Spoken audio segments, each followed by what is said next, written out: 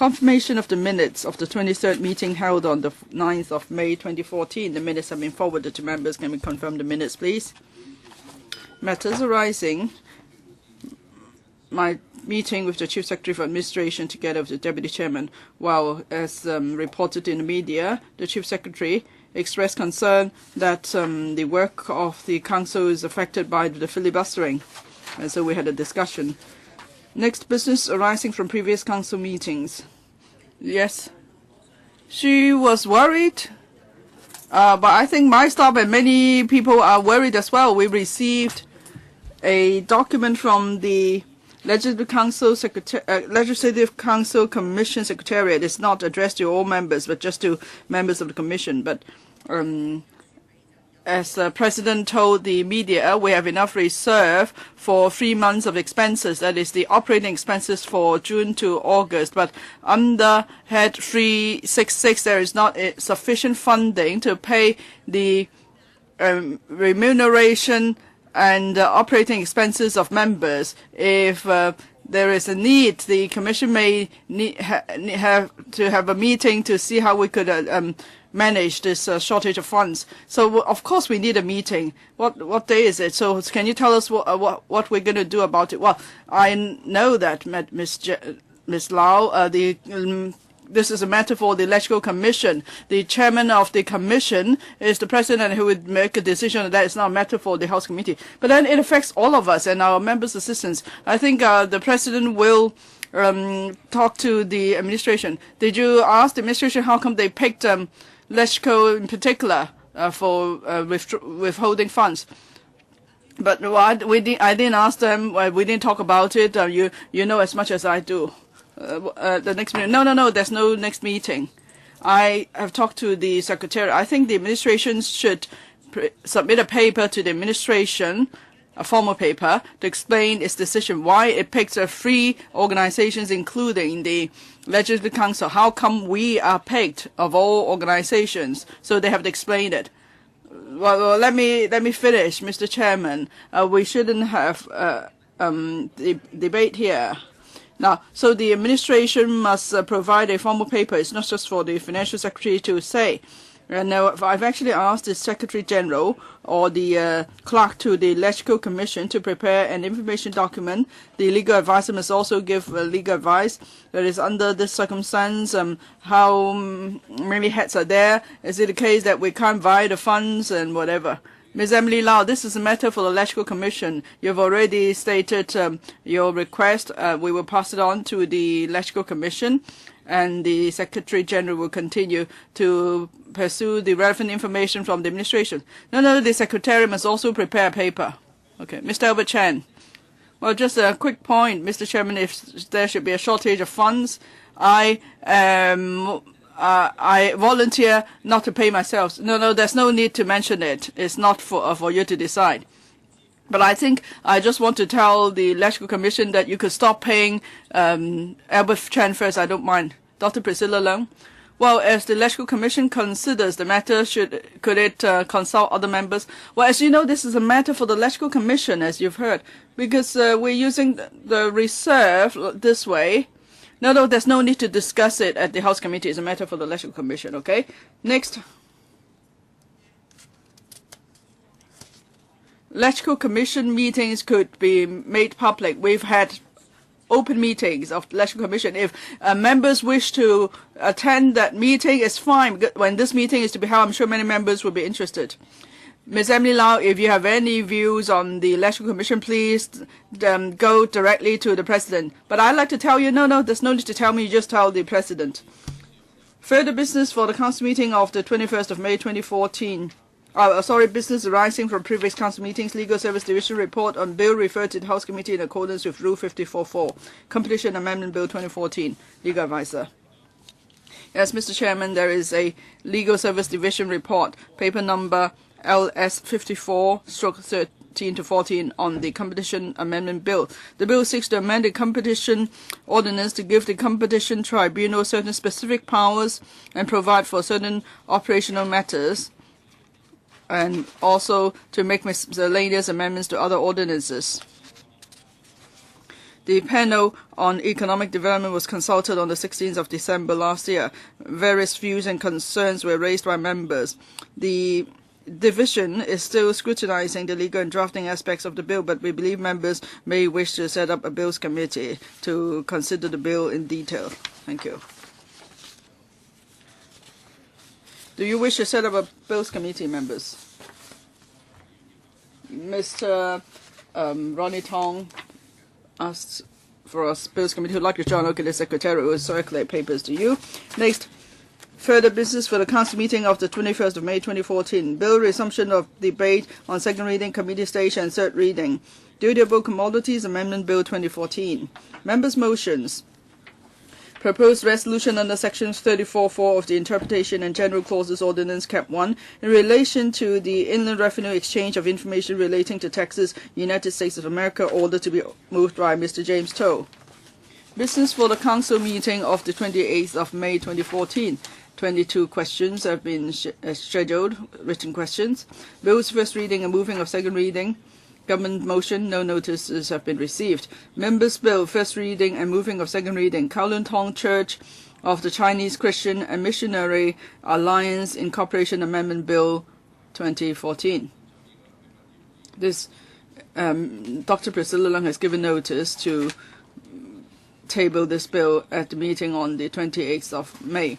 Members' motions. Motion under the Legislative Council Powers and Privileges Ordinance to be moved by Dr. Kenneth Chan.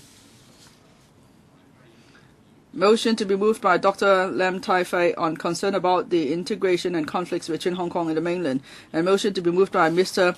Wong Yok Man on a constitutional system and implementing Hong Kong people ruling Hong Kong. If I may remind members, the deadline for giving notice of amendments to the motions is the 21st of May. Report, so far there are 6 motions without legislative effects that have piled up, and then for the 21st and 28th of May meeting, there are 4 other motions. But then so by the 28th of May, there would be 10 motions with legislative effect that have piled up. The list of subsidy legislation that would expire on the 20th of May has been tabled. The deadline to speak would be next Tuesday, the 20th of May, 5 o'clock. I heard that the administration has asked us to extend our schedule, so we will hold council meetings in July and August in the light of the backlog of items. Have you heard about it? No, we haven't, because if you have, you must consult us. Otherwise, it's fine. Thank you. Report of Bills Committees and Subcommittees. Report of the Subcommittee on Inland Revenue Exchange of Information relating to taxes, United States of America order. Mr. James TO. Mr. Chairman, this U.S. order seeks to implement the agreement between the Hong Kong SAR government and the USA for the exchange of information relating to taxes signed on the 25th of March 2014. I won't go into the details of the agreement. On the 21st of May, the subcommittee will have another meeting, and we've agreed that we should extend the scrutiny period of the order. But if we couldn't do so for various reasons, then before the deadline of the subsidiary legislation, the deadline for giving amendments to the subsidiary legislation, we will try to complete our work and give a report to the House Committee. Well, actually, this agreement will have far-reaching impacts on Hong Kong, not just to financial institutions in Hong Kong, but also individuals here. Let's say there are Hong Kong individuals who are nationals of USA, or they have certain addresses that leads to the suspicion that they may be US citizens. Then the agreement will allow the Hong Kong Inland Revenue Department to pass on the information to the US IRS, because the USA charges global tax. And if such information is not given to the US IRS, then there is the power to withhold 30% of all money wired to Hong Kong by 30%. So that's a far-reaching impact. So we have to study it carefully, and we have to see whether the agreement should just cover financial institutions. What about the exchange of information on other businesses and so on? Should that be covered? So we would wish to complete the scrutiny of the U.S. order before the deadline. Now, if there is extension of the scrutiny period of the order by the 28th of May, then the deadline for moving amendments to the legislation is the 18th of June, or the position of bills committees and subcommittees. There are 15 bills committees, 4 subcommittees under the House Committee, and so on. Any other business? Proposal of Dr. Kwok Kar-ki to ask an urgent oral question under Rule 24.4 of the Rules of Procedure at the Council meeting of the 21st of May 2014 relating to recent shooting incidents in the Philippines and the criteria adopted by the Hong Kong government in issuing outbound travel alerts. Actually, when he wrote to us, it's past the deadline. That's why it's put under any other business. Now we must hand over this room to the Finance Committee at 3. Dr. Kwok Kar-ki, you have 2 minutes. Thank you, Mr. Chairman. As you know, on the 23rd of May, the travel alert for the Philippines was changed from black to yellow by the SAR government. Now, what are the criteria to go by in issuing travel alert, and what measures are there to ensure the safety of travelers? So that's issue of concern to people. And for both incidents, Chinese were involved. Fortunately, Hong Kong people were not involved, but in both of their shooting cases, someone was killed. We would like the Secretary for Security to come to the Legislative Council and explain the various cases, that happened in Southeast Asia. Now, yesterday, of course, for Vietnam, the government raised the travel alert to red.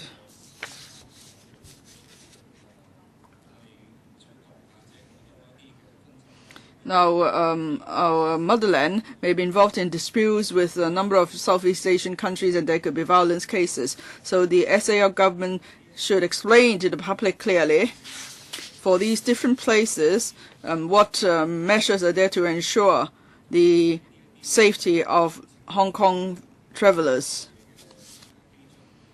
and what are the criteria in issuing travel alerts of different grades. Now, if the travel alerts could not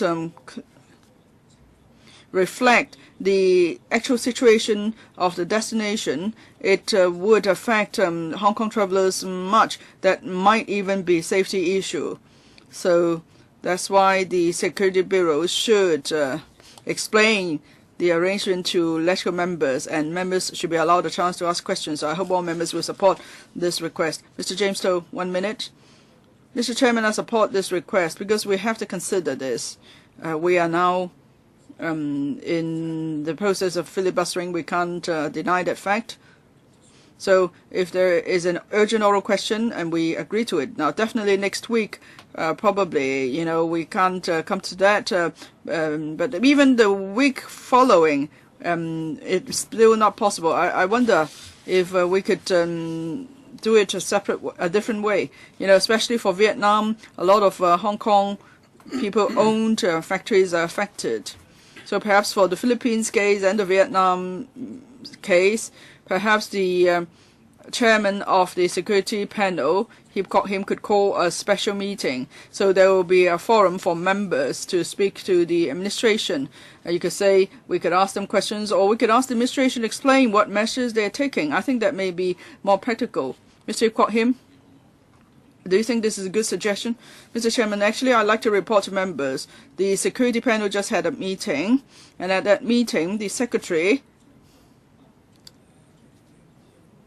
gave an account on the two Philippines shooting cases and the travel alert, the Secretary explained the arrangement in detail to members attending the meeting. Dr. Kwakaki also asked to discuss the matter previously. It was agreed too. If he had attended meeting, he could have asked questions. And after the Secretary for Security gave an explanation, no members of the panel asked for further follow-up action. So on the Philippines case, we already had a discussion. But of course, if members did not follow the discussion, they wanted to ask questions, it's a matter for them. But if you say we should take it up again at the security panel, I really have to give it some thought, because time is an issue, of course. And as I said, apart from the Philippines case, we may have to watch the developments for the Vietnamese case. Ms. To, well, the outbound travel alerts is a system whereby the government is very passive. Maybe for the sake of improving relationship with the Philippines, even though we had incidents, the alert remains yellow. It has not been upgraded. And recently there were riots in Vietnam, and the government only issued a yellow alert. We still have some tour groups there. So there's a need to ask the administration how travel alerts are issued and how are the different grades of alerts decided. Because the people rely on such alerts to decide whether to go on trips. I don't think we should allow people to take risk. I'm in favor of an urgent question being put to the administration, and I'm also in favor of a panel meeting. Who would like to speak on this? I'll draw a line after I've jotted the names. Vincent Fang, Mr. Paul Chair, and Mr. Low Wai Kwok, and Mr. Yu Si Wing. 4. Okay. Mr. Paul Chair, we have been criticizing the government in terms of the unclear policy when it issues outbound travel alerts. It should not be used as a tool for the negotiation. We were talking about the Philippines. There was yet the riot in Vietnam. There are rules in this council. We cannot allow the members to propose something based on current affairs to jump the queue. So I'm afraid that this time is against our rules. I don't support the proposal. I hope members will not just look at the headlines and try to jump the queue. Mr. Yu Si Wing, we just discussed the Filipino case. We had sufficient time to express our views. If we are to have another discussion, I have to consider. As for the incidents in Vietnam, Ms. To said tour groups, tour organizers have to consider whether to go on. Well, actually, all groups have been suspended until the 26th of May. But today, it's not about Vietnam. Maybe next time we'll see how things go in Vietnam before we decide whether we should have another discussion. Well, of course, I'm not in support of people jumping the queue. But this incident in Vietnam is developing fast. And many Hong Kong factory operators are operating in Vietnam. They suffer financial losses, and their life and property are at risk. And now we are in the process of a filibuster. I don't know when we can ask the Secretary for Security or the Security Bureau to explain to us what they would do in response to the incidents in Vietnam. You're on the CNI panel. I hope you can have a joint meeting with the Security Bureau. You represent the industrial sector. I think it's better to have a joint panel meeting instead of asking members to allow an urgent question be put. You are the chairman of the CNI panel. Please look into this. Mr. Low Kwok. Well, there are some incidents in the international arena. Of course, we have to pay attention to them. The situation in Vietnam deteriorated suddenly for manufacturers, investors who are doing business in Vietnam. This is a big problem. We in the BPA have tried to gain more information from various chambers of commerce, including Hong Kong Federation of Industries and Hong Kong GCC. I think it's an even bigger issue than the Filipino case that we need to pay attention to. I think it would be more effective if the matter is followed up in a panel meeting. And focus, in my view, should not be on outward travel alerts.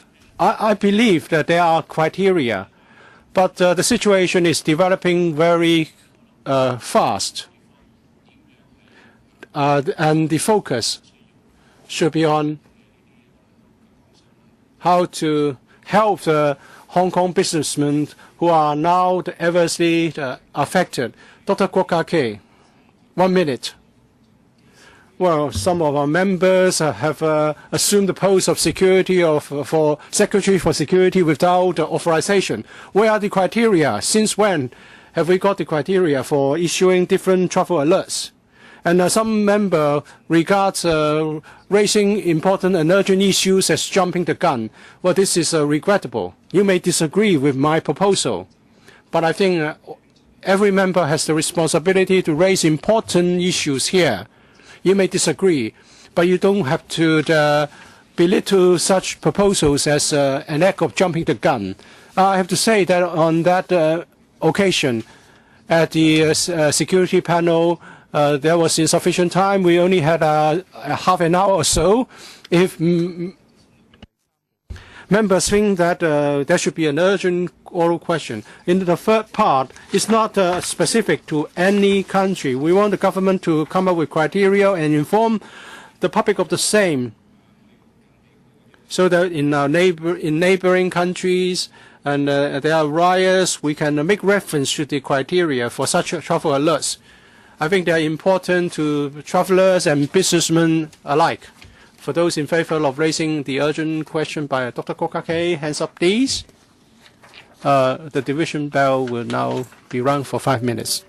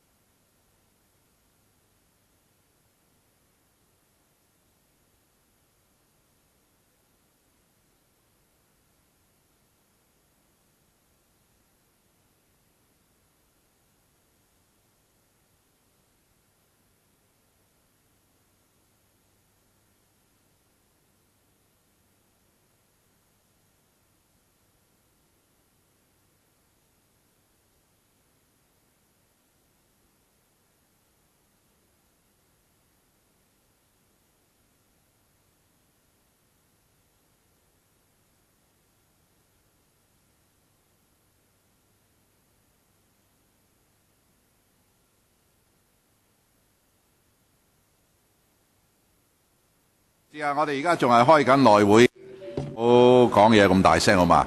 Members, we're still in a meeting. Please keep your voice down as you chat.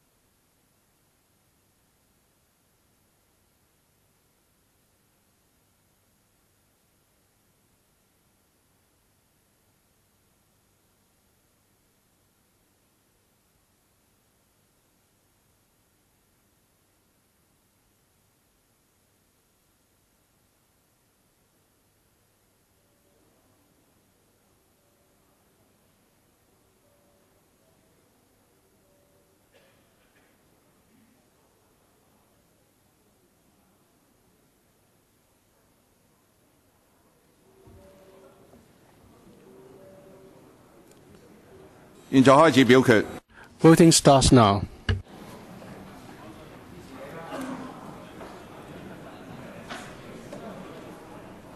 喺我宣布停止。 Before I close the voting process, please check your votes. If there's no question, voting is now closed. Would the clerk please show the results? Present 60, 25 for, 30, against 34, no abstention. The proposal is negatived. There's nothing under AOB. Meeting's adjourned.